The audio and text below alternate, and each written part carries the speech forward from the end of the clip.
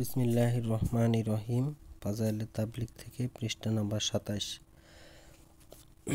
হযরত আয়েশা রাদিয়াল্লাহু তাআলা আনহা বলেন, একদা হযরত নবী করিম সাল্লাল্লাহু আলাইহি ওয়াসাল্লাম ঘরে তাশরিফ আনিলেন এবং আমি তাহার চেহারা মোবারকের দিকে লক্ষ্য করিয়া বুঝিতে পারিলাম, নিশ্চয়ই গুরুত্বপূর্ণ কোনো ব্যাপার দেখা দিয়াছে।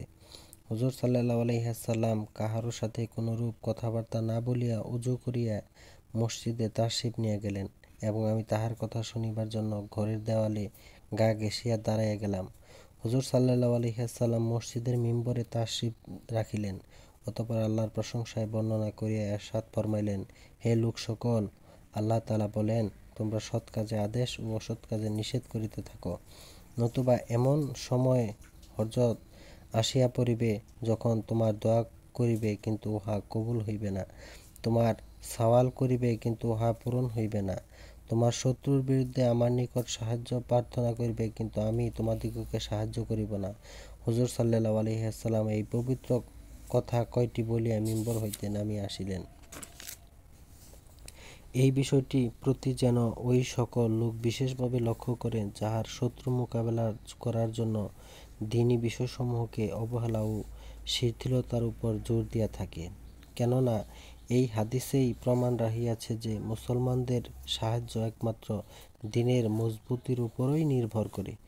বিশিষ্ট বুজুর্গ সাহাবী হযরত আবু দারদা রাদিয়াল্লাহু তাআলা আনহু বলেন, তোমরা সৎ কাজে আদেশ ও অসৎ কাজে নিষেধ করিতে থাকো, তোমাদের উপর আল্লাহ তাআলা এমন জালেম বাদশা নিযুক্ত করিয়া দিবেন যে তোমাদের বড়দের সম্মান করিবে না, তোমাদের ছোটদের প্রতি দয়া করিবে না।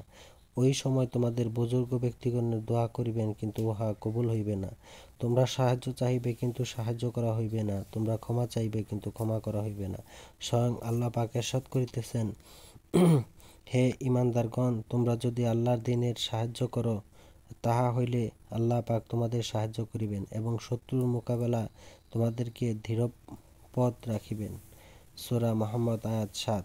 অন্য আয়াতে ইরশাদ হইয়াছে, যদি আল্লাহ পাক তোমাদেরকে সাহায্য করেন তবে তোমাদের উপর কেহই জয়লাভ করিতে পারিবে না, আর যদি তিনি তোমাদেরকে সাহায্য না করেন তবে আর কে আছে যে তোমাদের সাহায্য করিতে পারে?